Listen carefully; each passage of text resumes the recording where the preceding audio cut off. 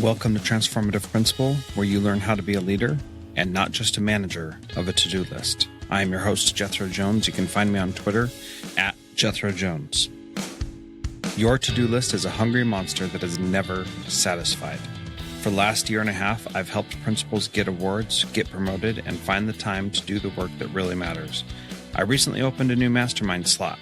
Schedule a call with me and let's overcome the stressed and isolated principal position together. Go to the show notes for this episode at transformativeprincipal.org and click Schedule a Call with Jethro. Welcome to Transformative Principal. This is a special midweek episode of Transformative Principal. I've done a couple of these over the last couple of weeks. Last 2 weeks with Tom Murray. If you haven't had a chance to go listen to those, please do. And today we have Ross Romano. And Ross is a good friend of mine, and he's the Managing Director of Communications and Public Affairs for Mind Rocket Media Group.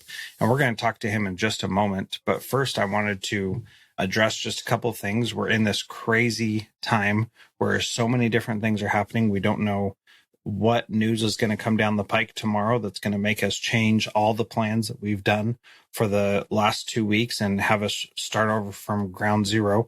That's been happening in my district and in other districts as well. And some people in my mastermind have talked about the frustration of that, you can't get everything in place. So today we're going to talk about some things, and those things may or may not be applicable or come to pass because things could change tomorrow. And so we're recording this right now in May, and it's, things could still change. So just keep that in mind as you're listening. One thing I want to promote just before we get started is the guestcommencementspeeches.com website that I created to connect schools who are doing virtual graduations with a guest speaker who could come in and help inspire your student. We've already got a whole bunch of schools that have come and registered for that, and we've had a bunch of guest speakers. And I got to tell you, the presentations these people are making are amazing. So definitely want to check that out if you're doing any kind of virtual graduation and need a guest speaker. Jordan Harbinger, who does the Jordan Harbinger podcast, came on and did one for my school, and it turned out super awesome, and I'm really grateful for that. So without further ado, we'll go there first, guestcommencementspeeches.com, and let's welcome Ross Romano to the show. Welcome, Ross. How are you? Hey, Jethro, I'm doing well. Thanks so much for having me. Thank you for being here. You and I have worked together over the past, 3 or 4 years in helping me find guests for this program and promoting it in different ways. And first of all, I just want to say thank you for that. You've been an awesome partner to work with and a wonderful friend to have as well. And a lot of the great people that have been on the show over that time have come as recommendations from you. So I want to say thank you for that. Oh, it's my absolute pleasure. And, if you didn't do a good job, I wouldn't recommend people to you. So thank you for having a great show here and having meaningful conversations with people. And hopefully we'll do a little more of the same today. Yeah, absolutely. And I'm excited to talk with you today because you have a much different perspective than me. And so you work with mostly companies that interface with education about public relations and promotion, communications, and different things like that. And so you have a different perspective on how all this coronavirus stuff is happening and what it's causing us to do and how we're acting and all that kind of stuff. So can you tell a little bit more about what you do so that people understand what your role is and how your perspective is a little bit different than what I typically talk to on here? Yeah, absolutely. So, we really are working across the entire spectrum of K to 20 education, honestly, but a high percentage of that certainly being in the K-12 world. And, we're working with both schools and districts directly on that side of things, and a number of, companies, vendors that work with districts, everybody from certainly ed tech companies to publishers and other, product and service providers in the space. Given the fact that we are directly working with both sides and really our focus primarily, there's various different elements of it, but it's all around comprehensive communications, getting the message out and telling the story of the good work that these different entities are doing. So you can imagine, certainly on the school side of things, there's so much good work that goes on every single day, but when you're so immersed in those day-to-day urgent needs, there are limited opportunities to really think about, okay, how can we be communicating this? How can we be describing what we're doing? How are we tying it back to our mission? And, really, I think reinforcing the fact that every single person that works in that school cares deeply about student success, cares about supporting the faculty in the building, and all of these various elements that are really why we got into education in the first place, but can be obscured by everything that's happening every single day. So, on the one end, that's one thing we're supporting. On the other side, as far as companies, many of whom are startups, are newer in their lifespan, are thinking about, okay, what is the service we can provide to schools? We need to understand what are their pain points. What are the areas we really can be addressing? How are we having a productive conversation to say, we really get your needs. We know X, Y, and Z are things you're really struggling with. How can we go ahead and just demonstrate to you really efficiently, be on the same page as far as how we have a solution here? And so a lot of that takes place via, every media platform out there, from, the various high quality publications and websites and podcasts and social media and developing videos and things of that nature. But there's so many different ways to get the story out, but it really all comes back to what's that message, and how are we doing that productively. And I think that, and you talked about us obviously being able to have different perspectives. The fact that, we do have so much communication with all sides of that equation. And we also talk directly with teachers.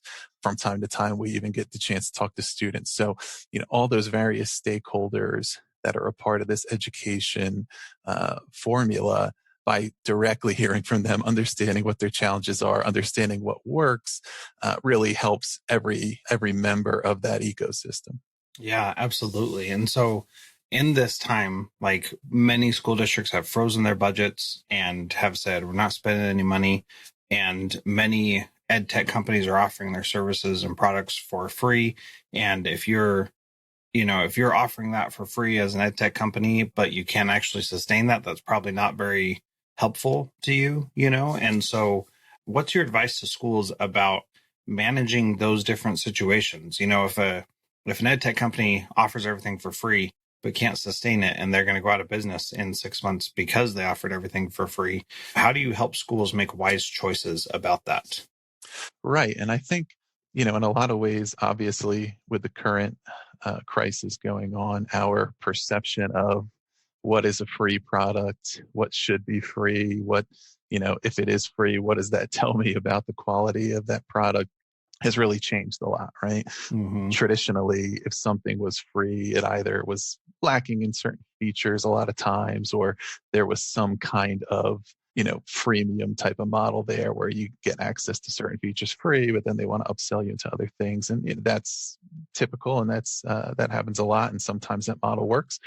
In this case, it's products that typically are not free at all. Mm-hmm. That the pressure of the current situation has caused a lot of companies to feel as though they need to make it available free, whether or not that is, frankly, always the most viable decision. And so I think that's part one from a school perspective. Is I've seen a lot of conversation lately in the marketplace, and rightly so, about empathy, largely certainly from school leaders like yourself, saying we need to have empathy for our teachers and understand all the challenges they're going through and not overwhelm them. Or for teachers and leaders to say, look, students are dealing with all this trauma right now. There's a lot going on. Parents have a lot of needs to support. Sometimes schoolwork is just not going to be the number one thing, and we really need to be empathetic to that, right? The thing that there's another element of empathy, and that's between schools, school leaders and these vendors who are in business for the same reason that those educators are in business, right? It's about supporting students and supporting teachers and providing the best possible resources. So that's the starting point that I really advise, is let's kind of be having the same conversation there and be empathetic toward one another's needs, so that we can then have a productive conversation. Step two is understanding that there just are various business dynamics facing these companies, particularly the very high percentage of them that truly are startups and are still working on gaining some type of a foothold, that of course they would all love to just across the board make everything freely available. I mean, they would love to do this in general, really, if they could, right? They want people to use their products, but particularly in the current crisis to support needs, they would love to do that. But, there are economic realities that might not make that the right decision. I think there definitely have been companies that have made things free because they felt that pressure and may already be regretting that decision, because even with a software product, right, it's not a fixed cost. If you go from 1,000 users to 20,000 in a week, there's a lot of incremental additional costs that come with Yeah, for sustaining sure. that bandwidth and that user base, and how do you provide decent customer support, and how do we actually make this manageable? So it's easier said than done. And the other thing is, these companies understand what the user experience really needs to be in the school for it to be worthwhile. So, one of the biggest things we've seen, and data has shown this, I think, I want to say EdSurge and a few others have reported on the quick drop off in usage among a lot of these free tools, where schools have adopted a bunch of things, and then after a week, the teachers kind of stop using them because the adequate level of implementation support that typically the companies would provide is no longer available. So now not only may they be putting themselves in a little bit of economic peril by making things free and then having to struggle how to work out the user base, but now they're also not providing the experience they really want to provide because they haven't scaled that level of customer service yet. Yeah, and I want to talk about that for just a second, because that experience can be really detrimental in the long term. Because if the teachers don't have a good positive experience with that, then they could hold a grudge against that company for years. Mm-hmm. So, for example, when I was a principal in Kodiak, when I first got there, I was given like this inspirational speech to the staff and talking about how I wanted Kodiak Middle School to be the pinnacle of success or whatever. And it was this really beautiful metaphor that I had like worked on and thought about and knew that there was power there. And as soon as I said pinnacle, everybody, not everybody, a few jaded teachers laughed and lost it. And I interrupted myself and said, "What are you guys talking about?" And they said, "Well, Pinnacle was this software that we used to use for grading before we went to some other one," or something like that. I don't remember exactly what it was, but it was bad enough that they had a reaction when they heard the word Pinnacle. And part of it was they were just being punks, as people do sometimes, to the new guy and kind of razzing him and hazing him in. And that was very clear that they would never forget how awful Pinnacle was, and Pinnacle would never be successful. I don't even know what Pinnacle is, to be honest, or if it's even around still. But that word created this visceral reaction inside them that they could not take anything that had the word Pinnacle in it seriously. And so, like, that's a real thing. If you're putting stuff out for people and they have this negative reaction to it, they drop off using it because the support's not there, because it can't be there, because it's not a traditional environment, that's going to be really difficult. And so for schools, I would say you got to think about those things you're adopting and whether or not that support can actually happen as it traditionally does in a way that makes your teachers and students and families successful with it. Yeah, that's completely right. From the school leader's perspective, my advice right now is not really much different than it would be in a typical trial or pilot phase, which is you really need to think deeply about your long-term goals for the program. And it doesn't mean that if you feel like a pilot is a failure, you should just re-up anyway. But it means, you shouldn't be thinking about it as we'll do this for 3 months and then we'll see what happens. You should already have a vision for what it looks like in the long term.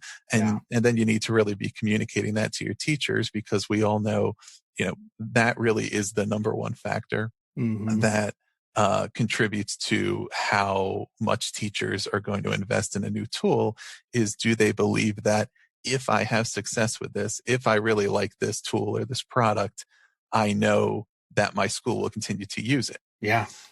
Otherwise it's self-defeating, because if I'm a teacher and I just believe, look, we're using this for 3 months and then it's done no matter what, how am I incentivized to put the time in to learn how to use it well, to get my students trained up on something when I know it's going to be taken away? So you're not even getting really valid results out of a Mm-hmm. pilot in that case. It's the same situation right now, just on a much broader scale.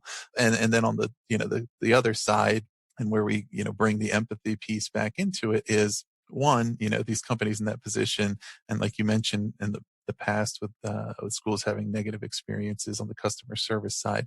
In this case, there could be companies almost forced into that through no fault of their own versus, Right. okay, not that they didn't really think this through, but that everything happened so suddenly. So hopefully we can at least try to give the benefit of the doubt there where possible. And the other piece is on the communication of understanding, look, like March to June, I mean, that's when these companies are going to make their sales for the year.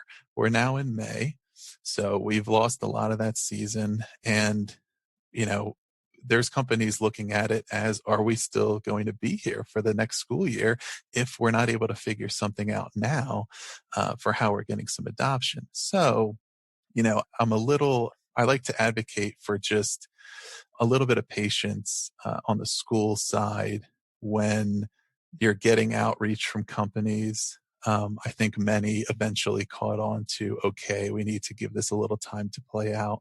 But there are some who, may have had outreach that was either a little tone deaf or just came at the wrong time. When you're a principal, you have hard decisions to make on a certain day. You're having a tough day. We're facing a crisis. There might have been something that was hitting close to home on a more personal level. And then you get that email from this company and they're, purporting to have a solution to all of your distance learning needs.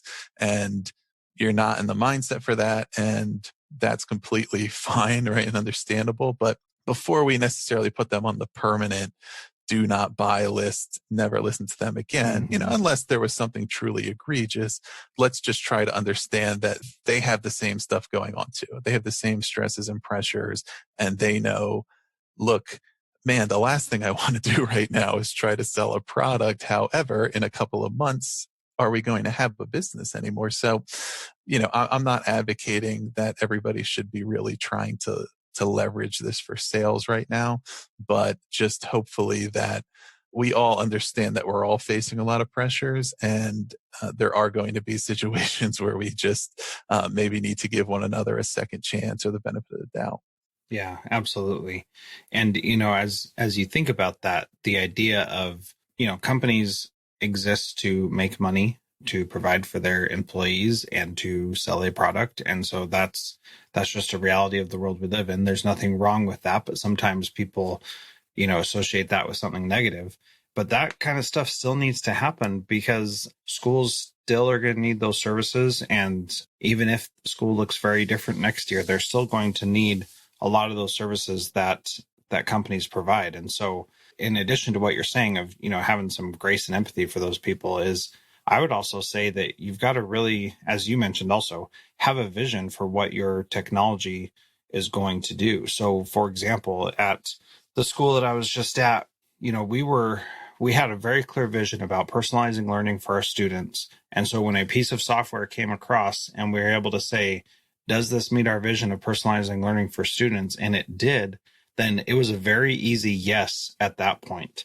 And that was very fortuitous because then we bought it at the end of last year and spent this year implementing it so that then when the coronavirus stuff happened, things, we were already using it. It was already clear to us, and the process that we needed to use was already there. So it was a really easy continuation of what we were doing before, and it didn't really require us to change all that much.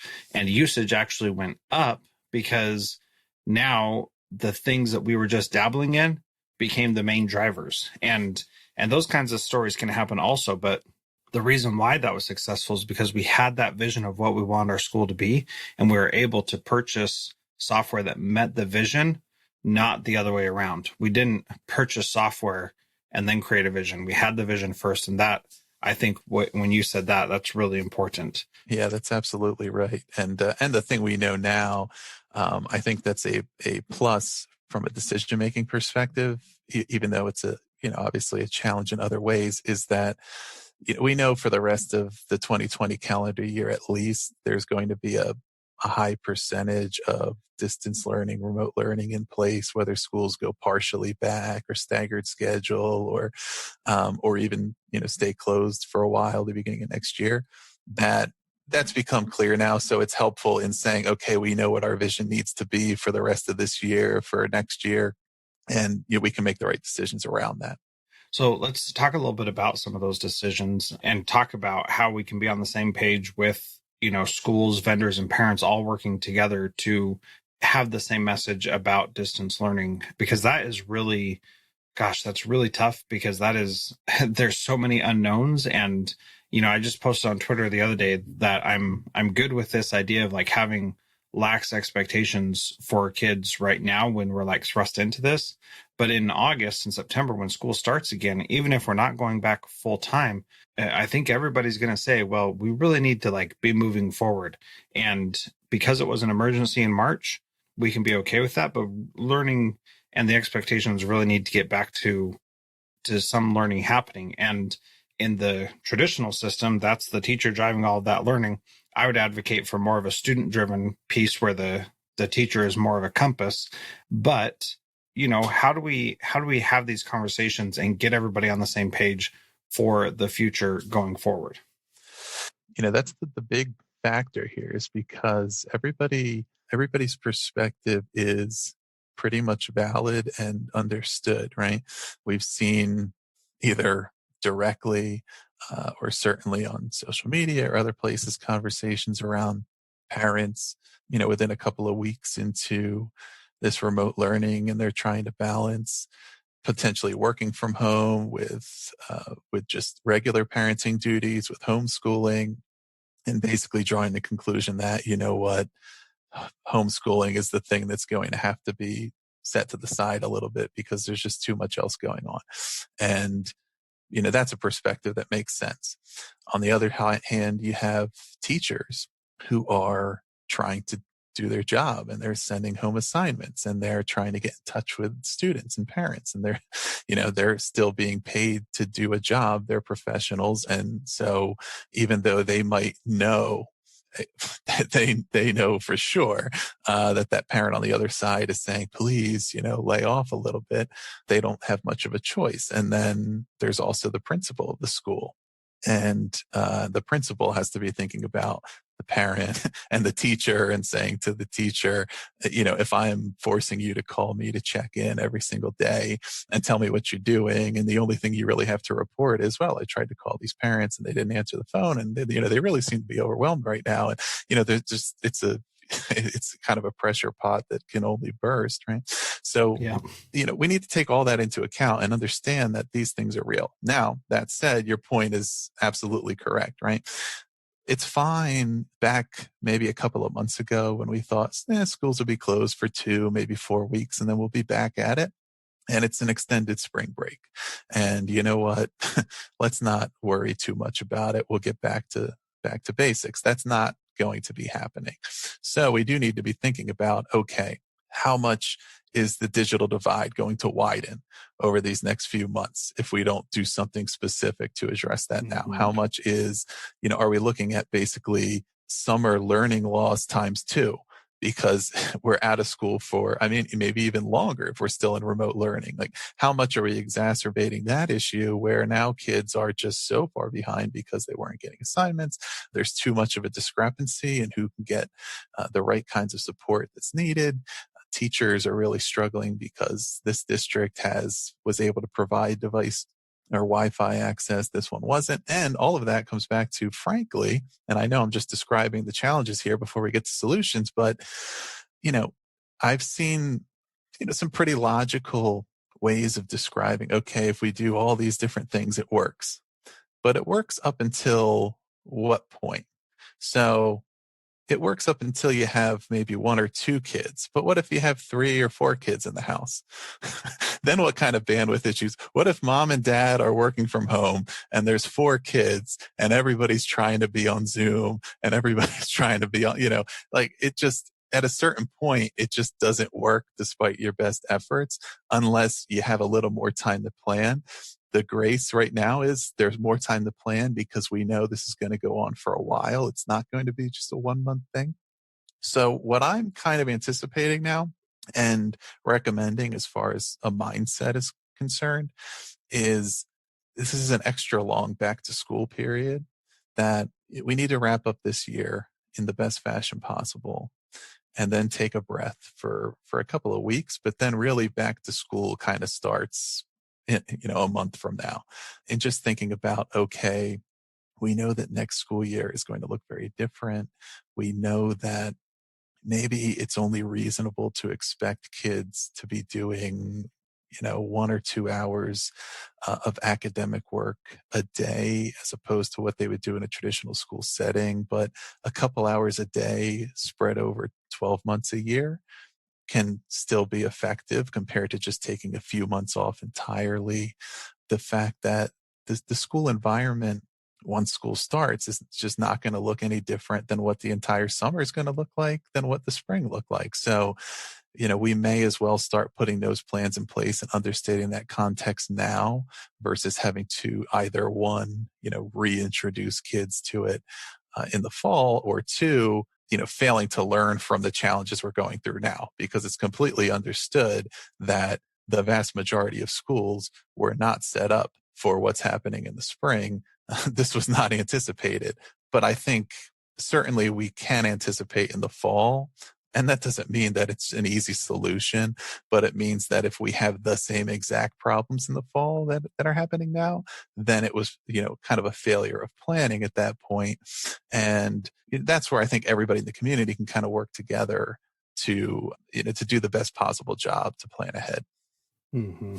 Yeah, and I think that is super important. Just starting to make some of those plans. So I'm in a very fortunate position in that I get to see, because I am connected to so many schools through the mastermind coaching that I do and through the podcast and on social media, I'm seeing a lot of different approaches to all of this. And some schools are like, no, the learning does not stop just because school's not in session. We're going to keep going. And others are like, pretty much take the rest of the year off. No big deal. And so that, and everything in between there. And so, this goes back to the conversation before about vision. What do you want your schooling to look like? And those schools who have been progressive in their approaches to education to begin with, they're already, set up really well to move forward.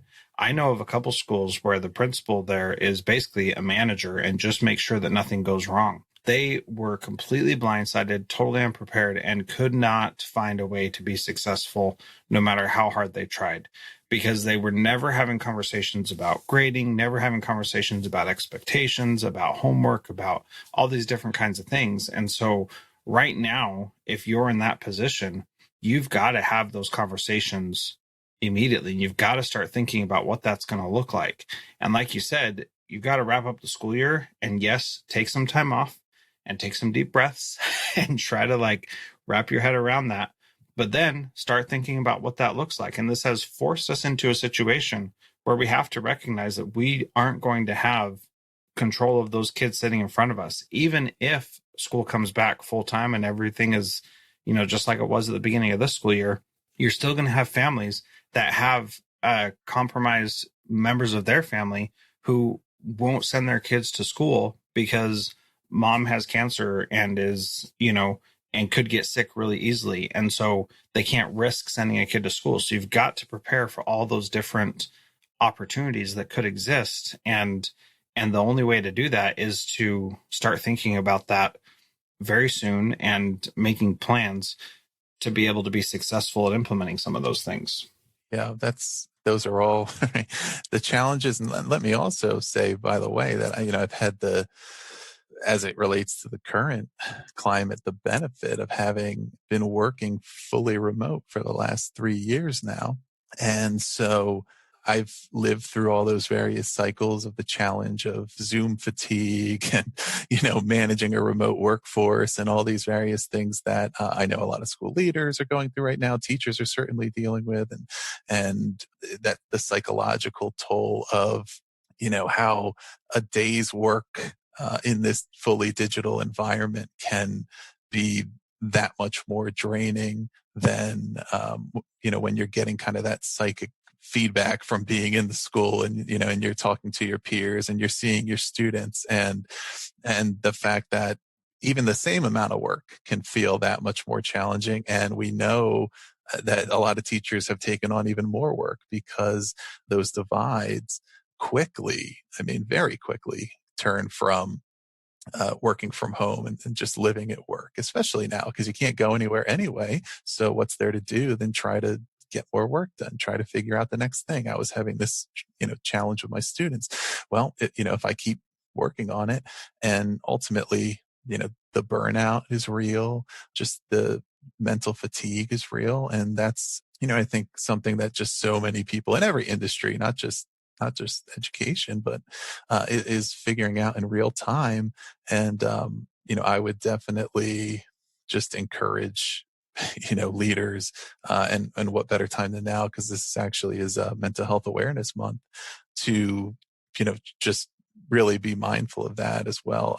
And that might seem counter, of course, to us saying back to school kind of starts now sort of thing, but just understanding that there are various styles of work, when hopefully the schedule allows for more independent work, a little bit, fewer video calls and things like that, just things that allow a little bit of a recharge, because realistically it's all easier said than done. But I think being aware of the toll that some of those things take, and that's all in addition to the stress of a pandemic, the stress of how is my family doing, how are my parents, how are my kids, what's going to happen, with the economy, all these various things. I mean, that's all on top of, when none of that's happening, remote work can have a lot of these challenges. So it really is, I mean, the same as we said before.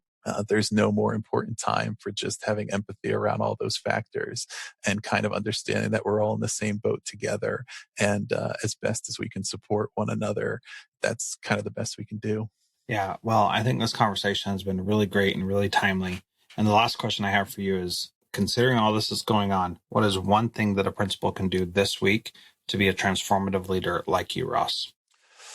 Yeah, and so, I have an idea that I think is applicable across industries and certainly to principals as well. But my advice is around communicating, and hopefully that's intuitive. I mean, based on it's a lot of my job, but what I mean in this case, especially as it pertains to leadership and trying to lead transformation and leading through difficult times, is, it's really important for leaders to communicate their thought processes and their decision-making processes to those who are affected by it.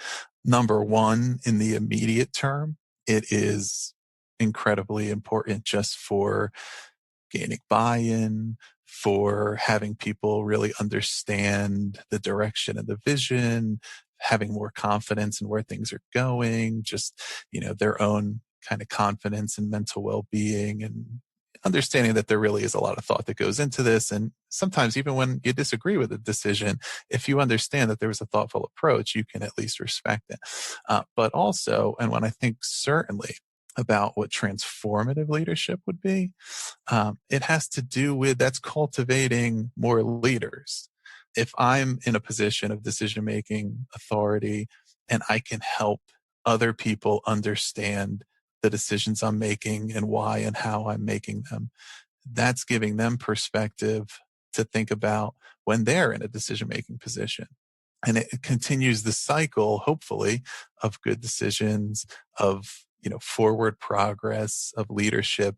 And it really is about that. There really is so much potential across all of our workplaces, in schools. We certainly know that every teacher in that school has a tremendous amount of leadership potential, and there's various different ways for them to be able to exhibit that. And if they, are a part of the process, understand the process, and then understand that they're in position to carry on the process, that's kind of sustainable change versus, transformation being this is a 10-week project sort of thing. So that's generally what I would advise. And I think it's as relevant now as ever. Yeah, absolutely. And I just want to say thank you again, Ross, for being part of Transformative Principal. To get more information from Ross, you can follow him on Twitter at RossBRomano. And thank you again for all your time and the great work that you've done to support Transformative Principal over the years. Oh, my absolute pleasure, Jethro. And thanks so much for having me.